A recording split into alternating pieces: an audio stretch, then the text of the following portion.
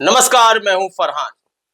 इस वक्त भारत के अंदर आप देख रहे हैं कि अल्पसंख्यक समुदाय को हाशिए पर लाने के लिए कभी मुद्दा गाय को बनाया जाता है, कभी मुद्दा होता है लव जिहाद का।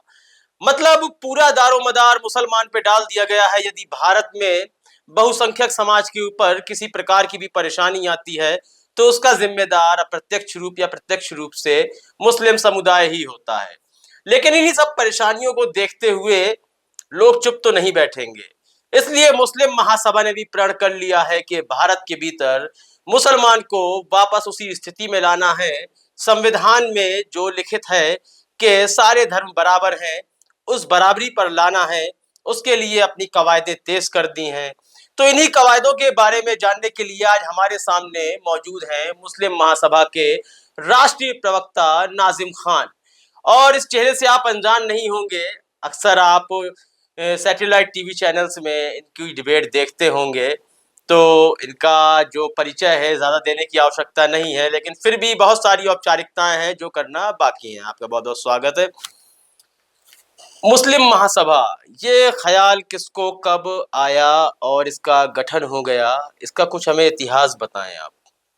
हाँ, देखिए मुस्लिम महासभा का ख़्याल, तो देखिए मरहूम यूनुस शेख साहब की देन है। उनके मन में ख़्याल आया कि मेरे नौजवान साथी मुस्लिम जमात जो है वो कहाँ जा रही है। आज जबकि देश तरक्की कर रहा है, मेरे मुस्लिम समाज कहाँ जा रहा है। उसी मुस्लिम समाज को अंधेरे से निकालने के लिए उन्होंने 4 पैटर्न रखे: तालीम, तंज़ीम, तिजारत, तरक्की। उसी पे मुस्लिम महासभा काम कर रही है। और देखिए अल्लाह का शुक्र है, जब मैंने मुस्लिम महासभा ज्वाइन करी थी तो मैंने बड़ा फ़क्र महसूस हुआ था कि मैं आज ऐसी तंजीम में हुआ हूँ जहाँ पर तालीम सबसे पहले है। देखिए तालीम हम लोगों की नैतिक ज़िम्मेदारी है, क्योंकि देखिए ये संविधान हमको आर्टिकल 25 के अकॉर्डिंग हमको हमारे भारत के अंदर हमारे अपने रिलीजियस को मानने की परमिशन देता है।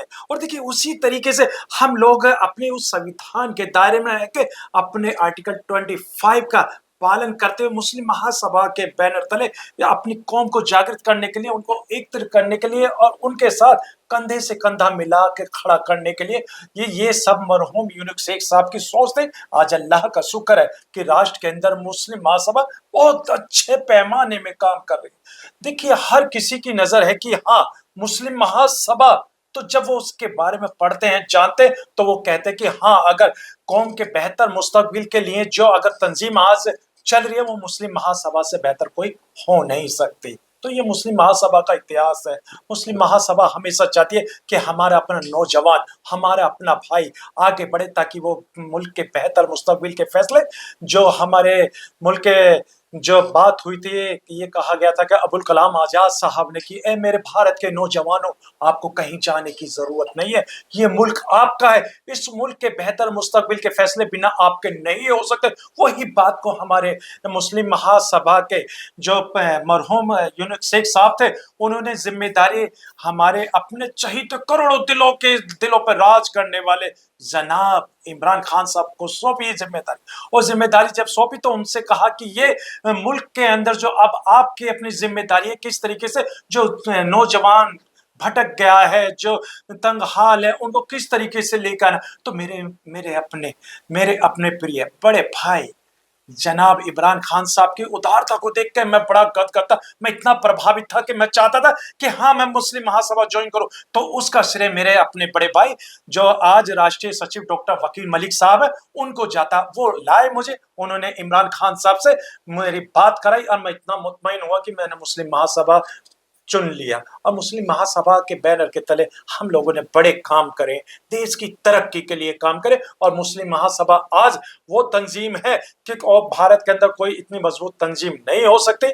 जो मुस्लिम महासभा, यानी मुस्लिम नाम आने के बाद ये तंजीम को अल्लाह ताला ने कामयाबी दी है, वो मुस्लिम महासभा है। आपने संगठन की बात की। संगठन का काम है कि अपनी जाति या अपने धर्म या अपने प्रदेश या अपने जिले को कहीं ना कहीं ऊपर तक लाना।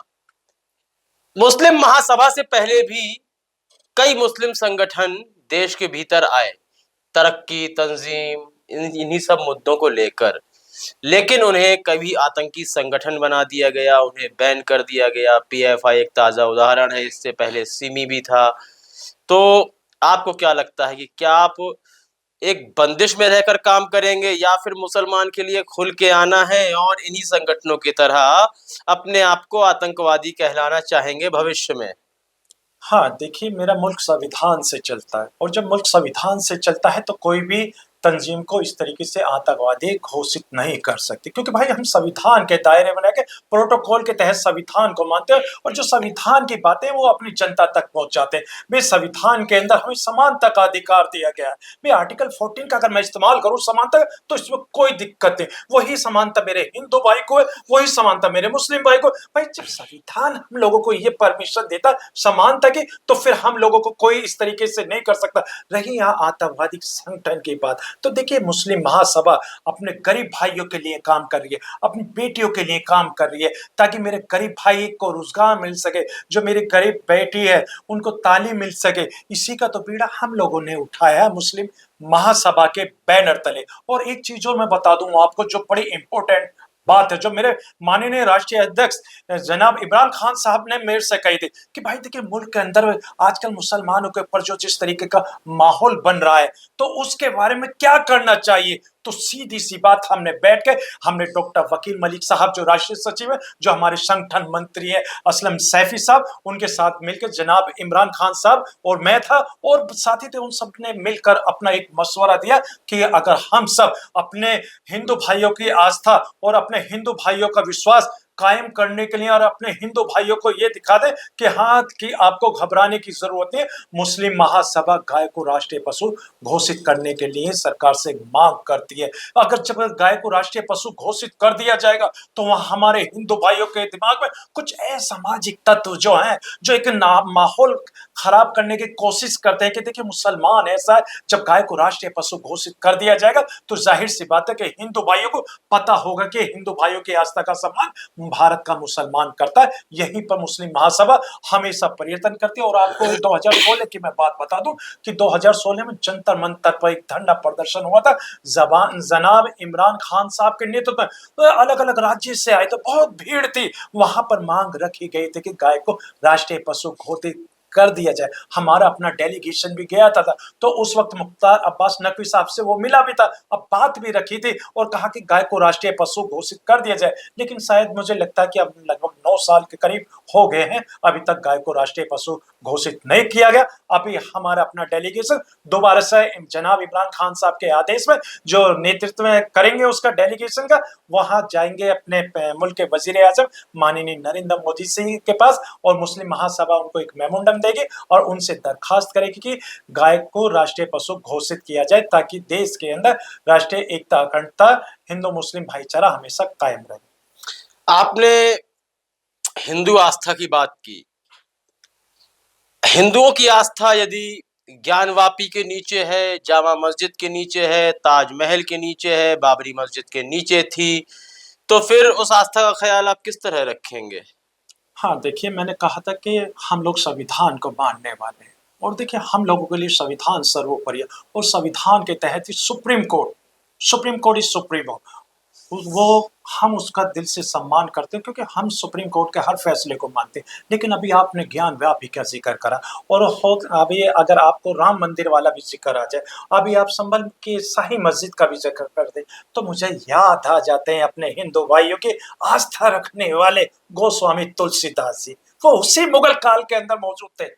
कभी उन्होंने किसी ग्रंथ के अंदर ये जिक्र नहीं करा कि भी यहाँ मस्जिद मंदिर की जगह यहाँ मस्जिद बनाई गई, कहीं भी किसी भी ग्रंथ के अंदर नहीं। और वहां उस दौर के अंदर हिंदू शासक भी हुआ करते थे, किसी भी हिंदू शासक ने कभी भी विरोध नहीं किया कि भी आपने हमारे मंदिर को तोड़कर मस्जिदें बनाई गई। हाँ, लेकिन आपको बताऊं कि औरंगजेब रहमतुल्लाह अलैहि ने कामाख्या मंदिर के लिए जगह दी थी। और आपको तिरुपति बालाजी के अंदर जो चित्रकूट मंदिर है, वो हमारे जो कहते हैं ना कि औरंगजेब रहमतुल्लाह अलैह के बारे में, तो अगर इतिहास पढ़ लिया जाए उन्होंने वहां पे भी वो जगह दी। और हिंदू भाइयों की आस्था उज्जैन में महाकाल के नाम से, हमारे हिंदू भाइयों की आस्था शिव जी। सब मानते हैं, हम भी सम्मान करते हैं अपने हिंदू भाइयों की आस्था का। तो जाहिर सी बात है कि अगर इतिहास उठा कर देख लिया जाए, औरंगजेब रहमतुल्लाह अलैह ने उज्जैन के मंदिर की जगह भी दी थी ताकि हिंदू भाइयों की आस्था का ख्याल रहे। जब देखिए उस दौर से आस्था का ख्याल रखा जा रहा है, तो देखिए आज का युग टेक्नोलॉजी वाला है, तो आज भी हम अपने हिंदू भाइयों की आस्था का ध्यान रखते हैं। और देखिए अभी एक ज्ञान व्यापी संभल शाही जामा मस्जिद का कोर्ट के अंदर केस चला। अब देखिए कोर्ट के अंदर अभी केस चल रहा है, तो इसमें मैं ज्यादा टिप्पणी ना करते हुए सिर्फ देखिए कोर्ट का जो फैसला होगा वो हम लोगों के लिए सर्वमान्य होगा। Supreme court is supremo. आज के समय में मुसलमान को निशाना बनाने के लिए काफी लंबा समय हो गया, एक लंबे अरसे से एक नया शगुफा छोड़ा गया कि लव जिहाद।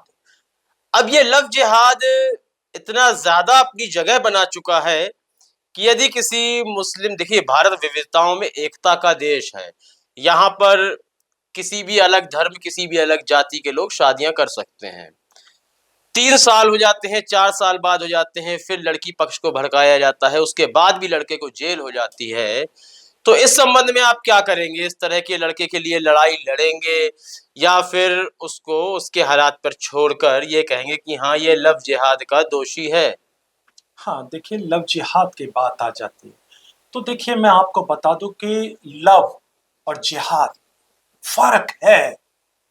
मुल्क के वजीर आजम कहते हैं कि I love my India, love आ गया ना। और वहां पर लव और जिहाद, मैं आपको थोड़ा सा ये बताना चाहता हूँ कि लव और जिहाद में क्या डिफरेंस है। भाई हाजी नाजिम खान भी कहता कि आई लव माई इंडिया, देखिए मेरे मुल्क के वजीर आजम भी कहते हैं कि आई लव माई इंडिया, और हाजी नाजिम खान भी कहता आई लव माई इंडिया। भाई लव, तो लव इज ब्लाइंड, लव तो किसी से भी हो सकता है। और यह बात यहाँ पर आती है लव जिहाद की, तो देखिए जिहाद यानी कि नाजिम मुस्लिम है इसलिए जिहाद का माहौल बन गया। और जिहाद का अगर मैं मतलब पूछ लूं तो मुझे बताएंगे नहीं, लेकिन मैं आपको बता देता हूं कि जिहाद का मतलब होता है हिंदी में संघर्ष। और जिहाद का मतलब जो दबे कुचले लोग होते हैं, वंचित लोग होते हैं, उनको इंसाफ दिलाने वाले को उसको जिहाद कहते हैं। लेकिन यहाँ जिहाद की परिभाषा चेंज कर दी गई है। अगर हिंदू बेटे और मुसलमान बेटे से अगर प्यार करती है तो उसको लव जिहाद का एक शगुफ्ता दे देते हैं। अब वहीं मुस्लिम बेटी अगर हिंदू बेटे से अगर प्यार कर लेते तो उसको घर वापसी कहते।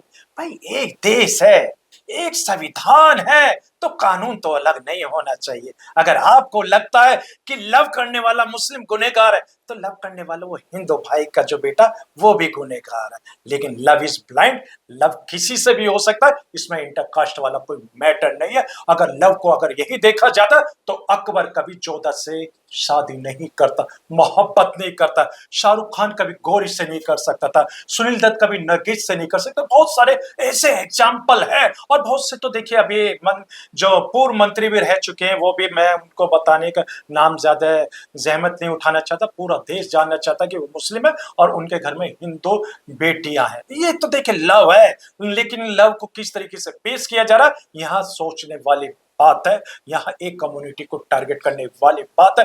कहते हैं ना कि चलती बंदूक के दहाने पे हमको मालूम है हम निशाने पे, लेकिन इंशाल्लाह हम संविधान को मानने वाले उस निशाने को भी हम अपने हर चीज से अपने सामना करेंगे, क्योंकि ये संविधान हम लोगों को हमारी आत्म सुरक्षा करने की परमिशन देता है। हम लोग अपने कोर्ट पे विश्वास रखते हैं, जो कोर्ट का फैसला होगा वो हमारे लिए सर्वमान्य होगा।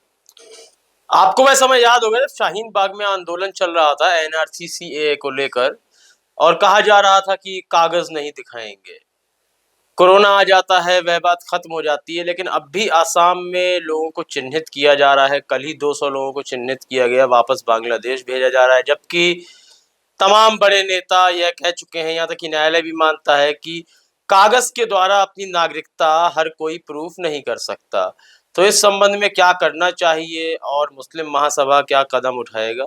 हाँ, देखिए जिस तरीके से ये कागजों की बात होती है, देखिए मुस्लिम महासभा अपने उस पैटर्न पे चल रही है देश हित के लिए। जो देश हित का फैसला होता है मुस्लिम महासभा उसको स्वीकार करती है, क्योंकि हम लोग अपने मुल्क के बेहतर मुस्तकबिल के फैसले अपनी आंखों से देखना चाहते हैं। जो मुस्लिम महासभा का जो एक पेड़ लगाया गया था, जो हमारे यूनिक शेख साहब मरहूम उन्होंने लगाया था, अब प्रमुख फरीन यूनिक शेख साहब के नेतृत्व में, और जो इमरान खान साहब उस पेड़ को अपना पाल रहे हैं और आज वो पेड़ इतना बड़ा हो गया है, फलदार पेड़ हो गया है। तो देखिए वही उसी चीज को जब मुस्लिम महासभा का जब पेड़ फलदार हो गया तो मुस्लिम महासभा चाहती है कि अपने भाइयों से ये कहती है कि देखिए आपको घबराने की जरूरत नहीं है, ये मुल्क आपका अपना है। इस मुल्क की नैतिक जिम्मेदारी, इस मुल्क की सौहार्द बनाने की आप सबकी अपनी नैतिक जिम्मेदारी है, संविधान के दायरे में रहकर। अभी आपने CAA-NRC की बात करी थी, ठीक है CAA-NRC का कानून आया, लेकिन उस कानून के अंदर किस तरीके से बात करेंगे कि देखिए जो अल्पसंख्यक यानी कि जो विदेशों में अल्पसंख्यक है उनकी फिक्र है, उनको आप नागरिकता देने की बात करें, ठीक है दीजिए, हमें कोई आपत्ति नहीं है। आप बांग्लादेश में, अफगानिस्तान में, पाकिस्तान में और जो और देश हैं जहां जहां आपने कहा कि ये अल्पसंख्यक है उनको हम नागरिकता देने के लिए कानून लेकर आए, नागरिकता छीनने के लिए नहीं। भाई ठीक है हमारे हिंदू भाई अल्पसंख्यक की श्रेणी में आते हैं, लेकिन भाई भारत का मुसलमान भी तो अल्पसंख्यक है, क्या आप उसको सुरक्षा नहीं दे सकते? भाई भारतीय है तो भाई भारतीय मुसलमान अल्पसंख्यक है तो सरकार की नैतिक जिम्मेदारी है कि भारत के अल्पसंख्यक की सुरक्षा करने की। क्योंकि देखिए हम लोग तो क्या देखते हैं अक्सर कि अगर कहीं कोई गाय जाती है तो हम लोग अगर गाय के नाम पर मॉब लिंचिंग कर दी जाती है। क्यों कर दी जाती है? क्योंकि हम लोगों के नाम के आगे उर्दू नाम है। भाई एक धार्मिक नारा लगा के आप हम लोगों के मॉब लिंचिंग कर देते हैं। भाई हम लोगों की मॉब लिंचिंग आप लोग करते हैं तो भाई देखिए भारत का कानून है, भारत का कानून अगर कोई भी अगर किस तरीके का अपराध करता है तो कानून के दायरे में रहकर उसको सजा दिलवाइए। आप कौन होते हैं कि एक धार्मिक नाम लेकर एक निहत्थे मुसलमान की मॉब लिंचिंग कर देते हैं, वो भी हमारे हिंदू भाइयों की आस्था जो गाय में बसती है उनके सहारे से। भाई ये बंद कर दीजिए, क्योंकि कुछ असामाजिक तत्व जो मुल्क के अंदर माहौल खराब करने की कोशिश करते हैं, चाहे वो गाय के नाम पर हो, चाहे वो एक दाढ़ी टोपी वाले के नाम पर, उनका तो सिर्फ और सिर्फ एक टारगेट यही है कि किसी न किसी तरीके से मुल्क के अंदर माहौल खराब करने की कोशिश करें। लेकिन मुस्लिम महासभा ने ये ठाना है कि भारत सरकार से कह के सबको सुरक्षा प्रदान करवानी है, क्योंकि देखिए हिंदू भाइयों को भी सुरक्षा मिलनी चाहिए, मुस्लिम भाइयों को भी सुरक्षा मिलनी चाहिए, सिख भाइयों को भी सुरक्षा मिलनी चाहिए, ईसाई भाइयों को भी सुरक्षा मिलना चाहिए। और तो और जो पारसी लोग हैं जिनके लिए ये CAA कानून लाया गया, सब जातियों को मिलाकर सिर्फ मुस्लिम समुदाय को छोड़कर भाई सबको सुरक्षा मिलनी चाहिए। उसके साथ साथ मुस्लिम समुदाय को भी सुरक्षा मिलनी चाहिए। और भाई मैं एक बड़ी इंपॉर्टेंट बात कहता हूँ, भाई देखिए हमारे हिंदू भाइयों को भड़काया जा रहा है, भगलाया जा रहा है और कहा जा रहा है कि देखिए मुसलमान आज के टाइम में आतंकवादी है, मुसलमान को बदनाम करने की कोशिश करी जाती है। लेकिन उनको जीता जागता एक जो हमारी सोफिया कुरैशी और व्योमिका सिंह बहन ने जो जवाब दे दिया आतंकवादियों को, और जो आतंकवादी संगठन थे उनको नस्ता नाबूद कर दिया, उनके ठिकानों को, ये पूरे भारत या पूरी दुनिया में हम लोगों को गर्व करने की बात है। और रही बात ये कि जो बार बार ये बात हम लोगों से कहते हैं कि हाँ जी ये मुल्क कि हमें देशभक्ति का नाम बताने की जरूरत पड़ती है। आपको याद है जब अभी कांवड़ यात्रा पिछले दौर में चल रही थी तो हम लोगों से ये कहा गया कि आप अपना नाम बता दीजिए, ठेले पे नाम लिखवाइए। भाई लेकिन अगर आपको एक बात बताइए कि अगर मेरे दलित भाई है, अगर वो अपने नाम के आगे लिख दे दलित, क्या कोई ब्राह्मण समाज का मेरे भाई उससे दलित होटल पे खाना पसंद करेगा? भाई इसका मतलब यह है कहीं ना कहीं इस तरीके का बढ़ावा करके मेरे दलित भाइयों के बेरोजगार छीनने की बात हो रही है। और दूसरी बात है कि हम लोग मुजफ्फरनगर वाले दौरे पे गए थे तो हमने देखा जो मुस्लिम समाज वाले थे उन्होंने तो बाकायदा अपना नाम लिख रखा था, लेकिन कुछ एक धार्मिक लिबास पहनने के बाद ऐसे खड़े थे जैसा उनको कोई परवाह ही नहीं है कि एक इस तरीके का माहौल बनाया गया। हमने उनसे पूछा कि भाई जब ये मुस्लिम समाज ने अपना नाम लिख रखा तो आप भी तो अपना नाम लिख दीजिए। उनका क्या जवाब था?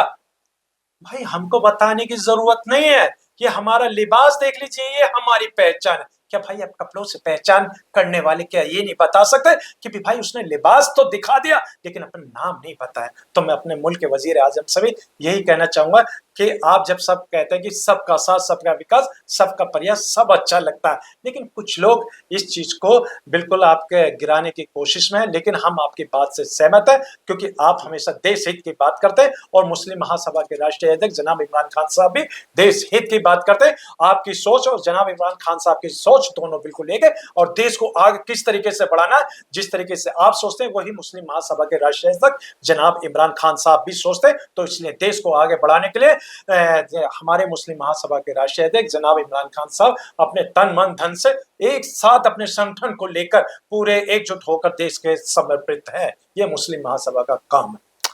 आखिरी सवाल पूछूंगा आपसे, पूरे विश्व में मुस्लिम समाज की जो सबसे बड़ी परेशानी है वह है कि एक दूसरे पर ऐसा आरोप लगाना कि जैसे आप वो इस्लाम से खारिज हो गए हों। कभी शिर्क का आरोप लगाया जाता है, अपने ही समाज में, आपस की फूट बता रहा हूं मैं, उनकी जरा जरा सी क्रियाओं पर कि आप यहाँ क्यों गए, आपने ऐसा क्यों किया। लेकिन इस बकरा ईद के मौके पर केक का बकरा काटा गया है और मुस्लिम समाज की तरफ से जो बड़े बड़े मौलाना बैठे रहते हैं, ना कोई शिर्क का फतवा लगाया गया, ना सुन्नते बदलने का फतवा लगाया गया, चुप्पी साध ली। तो क्या ताकत के आगे शिर्क और कुफ्र ये सब खत्म हो जाता है? हाँ देखिए, आपका सवाल बड़ा जेन्युइन है। अभी आपने फतवे की बात कही तो फिर मुझे अब मेरा प्यारा सा संविधान याद आ जाता, क्योंकि मुल्क संविधान से चलता, किसी के फतवों से नहीं चलता। फतवे जो हमारे अपने मसले मसाइल का हल करने की चीज है, तो संविधान हमारे पूरे भारत को सब अधिकार देता। और जब ये आपने कहा था कि इको फ्रेंडली बकरा ईद, देखिए ये जो हमारी सुन्नत नहीं हो सकती केक काटने वाली, हमारी जो सुन्नत है पैगंबर इब्राहिम अलैहिस्सलाम की जो सुन्नत है वो हमारी अपनी सुन्नत। ये केक काटना तो ब्रिटिश रिवायत है भाई, ब्रिटिश रिवायत हम क्यों अपनाए भाई? ब्रिटिश हुकूमत ने किस तरीके से भारत के ऊपर नरसंहार किया था, किस तरीके से हिंदू मुसलमान के बीच में नफरत की खाई पैदा करने की कोशिश की थी। आज फिर वही उनका केक काट का आप इको फ्रेंडली के नाम पर जिस तरीके का मुल्क के अंदर फिर वही ब्रिटिश हुकूमत वाला माहौल बनाने की कोशिश करते हैं, हम उसके बिल्कुल खिलाफ हैं। और देखिए मुल्क के अंदर सब अपना अपना त्योहार मनाएंगे, हिंदू भाई अपनी होली मनाएंगे, मुस्लिम भाई ने अपने बकरा ईद मनाई, ये भी सब संविधान के दायरे में रहेंगे। और देखिए मैं चलते चलते एक बात और कह देता हूँ, देखिए मेरा मुल्क बड़ा खूबसूरत है। यहाँ अलग अलग भाषाओं के हर राज्य में आपको मिल जाएंगे, हर 10 किलोमीटर पे आपको हर भाषा का आपको दिख जाएगा कि अलग अलग भाषा बोलने वाला। लेकिन यहाँ पर एकता अखंडता हम लोगों में जब दिखाई देती है जब इंडिया और पाकिस्तान का मैच आता है, पूरा देश भारत के साथ खड़ा होता है, क्योंकि वो चाहता है कि हमारे भारत का नाम रोशन हो। जब वहां की एकता अखंडता उस मैच के ऊपर डिपेंड होती है, तो वही मैच को अलग हटके मैं अपने हिंदू मुस्लिम सिख ईसाई भाइयों से अनुरोध करूंगा मुस्लिम महासभा के नाते कि ये मुल्क आपका है, इस मुल्क की सौहार्द बनाने की आपके हम सबकी नैतिक जिम्मेदारी, इस मुल्क को खूबसूरत बनाने के लिए आपको और हम सबको एकजुट होकर सामने आना है। जो विदेशी ताकतें हमारे मुल्क पर नजर जमाए, उन नजरों को हम लोगों को खत्म करना है, क्योंकि ये मुल्क बड़ा खूबसूरत है। ये सोने की चिड़िया वाला वही मुल्क है जो अखंड भारत में हुआ करता था। उसी सोने की चिड़िया को आज हम फिर सोने की चिड़िया बनाएंगे, आपसी प्रेम मोहब्बत भाव के अकॉर्डिंग। तो मुस्लिम महासभा के संबंध में मैंने आपको अपने प्रस्तावना में इंट्रोडक्शन में बताया, और सारे सवाल तो नहीं कर सकते, लेकिन कुछ अहम सवाल अवश्य किए और उन सभी का जवाब आपने सुना। अब यहाँ पर जनता को ही तय करना है कि क्या आप इन जवाबों से संतुष्ट हैं या फिर कोई ऐसा सवाल है जो और भी करना चाहिए। तो कमेंट सेक्शन में बता सकते हैं, वह प्रश्न भी आने वाले समय में अवश्य करेंगे। लेकिन इन जवाबों को लेकर आपकी प्रतिक्रिया बहुत ही महत्वपूर्ण है। कमेंट सेक्शन में अपनी प्रतिक्रिया अवश्य दें। तब तक के लिए इजाजत दीजिए, धन्यवाद। देश और दुनिया की खबरों से अपडेट रहने के लिए आप अभी तक न्यूज चैनल को सब्सक्राइब करना ना भूलें और साथ ही हर न्यूज का नोटिफिकेशन पाने के लिए बेल आइकन को भी दबाएं।